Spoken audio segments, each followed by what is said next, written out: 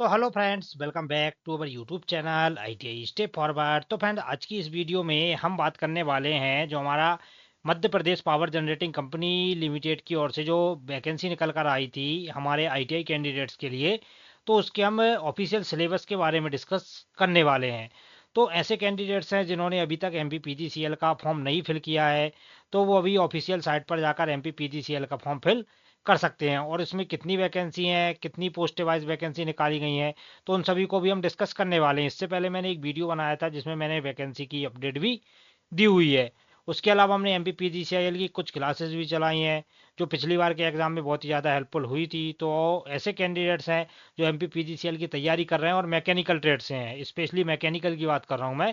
तो जो mechanical trade से हैं तो उनके लिए बहुत अच्छी अपॉर्चुनिटी है। मतलब हमने क्या है, क्लास वगैरह भी चलाई हैं और उसके अलावा जो भी इसका सिलेबस रहने वाला है इस बार, तो उसको भी हम डिस्कस करने वाले हैं। तो आइए आपको डायरेक्ट लेकर चलता हूं मैं ऑफिशियल नोटिफिकेशन की ओर।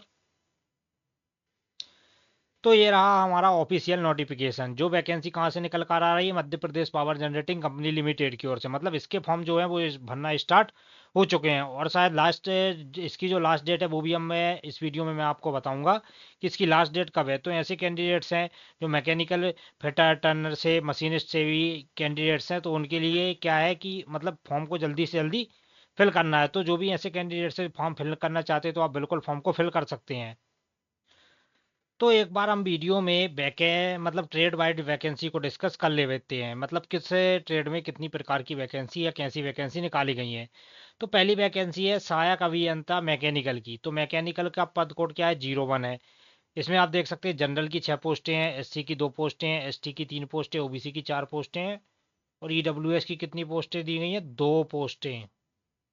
तो टोटल हमारी कितनी पोस्टें दी गई हैं, टोटल फ्रेंड्स हमारी कितनी पोस्टें दी गई हैं, आप देख सकते हैं 17 पोस्टें दी गई हैं। उसी प्रकार इलेक्ट्रिकल की बात करें, 16 पोस्टें दी गई हैं। इलेक्ट्रॉनिक्स की 17 पोस्टें दी गई हैं। सहायक अभियंता सिविल की कितनी पोस्टें दी गई हैं, 23 पोस्टें दी गई हैं। पॉली रसायनक हो गया, चिकित्सा अधिकारी हो गया, सुरक्षा अधिकारी हो गया, 13, 2, 2, इस प्रकार पोस्टें। और ये कनिष्ठ अभियंता संयंत्र मैकेनिकल की, ये अलग अलग मतलब प्लांट के हिसाब से अलग अलग वैकेंसी निकाली गई हैं। इसमें 20 वैकेंसी हैं। जैसे इलेक्ट्रिकल की 21 वैकेंसी है, इलेक्ट्रॉनिक्स की 21 वैकेंसी। तो इस प्रकार अलग अलग वैकेंसी को निकाला गया है। ये P13, ये आप P13 देख सकते हैं। तो इसमें मैकेनिकल कितनी पोस्टें दी गई हैं, 53 पोस्टें दी गई हैं। तो ये क्या बोल रहा है कि विज्ञापित पदों हेतु विभिन्न श्रेणी के वर्ग एवं आरक्षित पदों की विज्ञापित पदों के मुख्य 87% एवं शेष 13% की जानकारी दी गई है। तो इस प्रकार पोस्टों को बांटा गया है। अब बात कर लेते हैं हम इसके ऑफिशियल सिलेबस की। तो जैसा कि आप देख सकते हैं ये बात बोली गई है चयन प्रक्रिया। तो चयन प्रक्रिया में क्या बोला है, कंप्यूटर आधारित परीक्षा। मतलब आपका सीबीटी एग्जाम होना है। तो क्या बोला है, ऑनलाइन आवेदन आमंत्रित किए जाएंगे। आवेदकों का संबंधित पद पर चयन कंप्यूटर आधारित परीक्षा सीबीटी के आधार पर किया जाएगा। कंप्यूटर आधारित परीक्षा मध्य प्रदेश के शहरों में आयोजित की जाएगी। मतलब आपका जो एग्जाम रहेगा वो एमपी में ही होगा। मतलब अलग अलग जगह पर उसके क्या बनाए जाएंगे, केंद्र बनाए जाएंगे। तो अब बात कर लेते हैं, क्या बोला है, कंप्यूटर आधारित परीक्षा 100 प्रश्नों की होगी। कितने, 100 प्रश्नों की होगी, जिसमें प्रत्येक प्रश्न 1 अंक का बहुविकल्पी होगा। अब पद कोड की बात कर लेते हैं। P01, P02 ये हमारे पद कोड दिए गए हैं। तो क्या बोला है, P18 हेतु परीक्षा में 75% जो 75 प्रश्न रहेंगे संबंधित विषय पर आधारित होंगे। मतलब जो हमारे 75 प्रश्न रहेंगे, जैसे एग्जाम्पल है, मान लीजिए कोई मैकेनिकल से है, तो 75% में जैसे हमारा फिटर थ्योरी हो गया, या हमारा टर्नर थ्योरी हो गया, हमारा मशीनिस्ट थ्योरी हो गया। तो मतलब थ्योरी से हमारे 75% क्वेश्चन पूछे जाएंगे एवं शेष 25 प्रश्न सामान्य ज्ञान, अभिरुचि, तार्किक योग्यता इत्यादि से संबंधित होंगे। पद कोड P07, P15, P16, 18, 20, 21 हेतु परीक्षा में सभी प्रश्न 100 सामान्य विज्ञान, अंग्रेजी भाषा, गणित, बेसिक कंप्यूटर एवं अभिरुचि, तार्किक योग्यता आदि से संबंधित रहेंगे। और परीक्षा की अवधि कितनी रहेगी, तो परीक्षा की अवधि रहेगी हमारी 2 घंटे। तो ये जो पद कोड है, P07 हो गया, 15, 16, 17, 19, 20 और 21 जो पद कोड वाले हैं, तो उनका जो प्रश्न रहेगा वो 100 नंबर का रहेगा और उसकी अवधि कितनी रहेगी, 2 घंटे। बाकी हम बात करते हैं आईटीआई कैंडिडेट्स के लिए। तो आईटीआई कैंडिडेट्स का क्या रहेगा रेशो, इस बार रेशो जो रहेगा वो रहेगा 75-25। इससे पिछली बार जो पेपर हुआ था, वो एमपीपीजीसीएल का जो पेपर हुआ था, तो उसमें जो रेशो रखा था वो रखा था 60-40।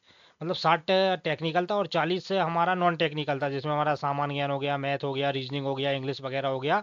तो ये सभी पूछा गया था। इस बार क्या किया इसने, 75-25 का फिर से वही रेशो रख दिया है।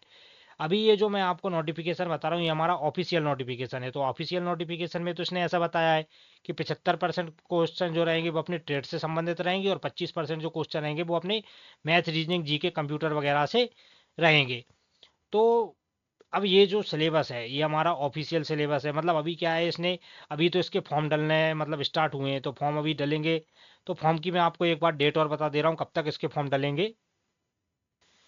तो जैसा कि आप देख सकते हैं इंपॉर्टेंट डेट्स में हमारा क्या बोला गया है कि ऑनलाइन पंजीयन एवं आवेदन प्रारंभ करने की तिथि 23/7/2025, मतलब 23 जुलाई से इसके फॉर्म भरना स्टार्ट हो गए हैं। और ये कब तक भरे जाएंगे, तो ये भरे जाएंगे हमारे 21/8/2025, मतलब 21 अगस्त तक इसके फॉर्म भरे जाने हैं। तो जो भी ऐसे कैंडिडेट्स हैं जिन्होंने अभी तक फॉर्म नहीं भरा है, तो आप जाकर साइट पर ऑनलाइन अप्लाई कर सकते हैं। और इस बार जो रेशो है दिया है हमारा सिलेबस का, वो 75-25 दिया है। मतलब 75 आपका थ्योरी रहेगा और 25 आपका क्या रहेगा, नॉन टेक्निकल रहेगा। तो अच्छा रेशो है। और वैकेंसी के हिसाब से देखा जाए तो मतलब अगर आपने अच्छी तैयारी कर ली तो इस बार आपका सिलेक्शन होना तय है। उसके अलावा नोटिफिकेशन में थोड़ा और फीस वगैरह की और बात कर लेते हैं, किसके लिए कितनी फीस है। तो क्या बोला है, आवेदन शुल्क एवं अन्य प्रभार जीएसटी सहित। तो जो हमारा जनरल कैटेगरी यूआर कैटेगरी के कैंडिडेट्स हैं, तो उनके लिए जो फीस रहेगी वो 1200 रुपये रहेगी। और जो हमारा ओबीसी, एससी, एसटी, पिछड़ा वर्ग, दिव्यांगजन हो गए, तो उनके लिए जो फीस रहेगी वो रहेगी अपनी 600 रुपये। तो जनरल वालों के लिए फीस बहुत ज़्यादा है, ये गलत है। लेकिन अभी जो दिया है वो है, मतलब 1200 रुपये आपकी यूआर की रहेगी। और जो मतलब ओबीसी, एससी, एसटी कैंडिडेट हैं, तो उनके लिए जो फीस रहेगी वो 600 रुपये रहेगी। तो जाइए, जो भी ऐसे कैंडिडेट्स हैं जिन्होंने अप्लाई नहीं किया है, तो आप जाकर अप्लाई कर सकते हैं। और हमने मतलब फिटर की, एमपीपीजीसीएल फिटर की एक प्ले लिस्ट भी बनाई है, जिसका लिंक मैंने डिस्क्रिप्शन में दिया है। तो उसकी हमने 25+ वीडियो को बताया, मतलब उसमें हमने 25+ वीडियो में मैकेनिकल के जो फिटर ट्रेड है हमारा, fitter, Turner, welder, machinist trade है, तो उसके लिए एमसीक्यू क्वेश्चन आंसर को भी डिस्कस किया है। तो आप सभी से रिक्वेस्ट है, आप उन वीडियो को जाकर देखिए, और ये जो वीडियो है आपके एग्जाम के लिए बहुत ही ज़्यादा हेल्पफुल होंगी। तो आज की वीडियो में इतना ही। जो भी आपको डाउट है तो आप कमेंट बॉक्स में कमेंट करके बता सकते हैं, और किस किस ने अभी फॉर्म भरा है तो आप कमेंट करके बताएं कि किस किस ने इसका फॉर्म फिल किया है।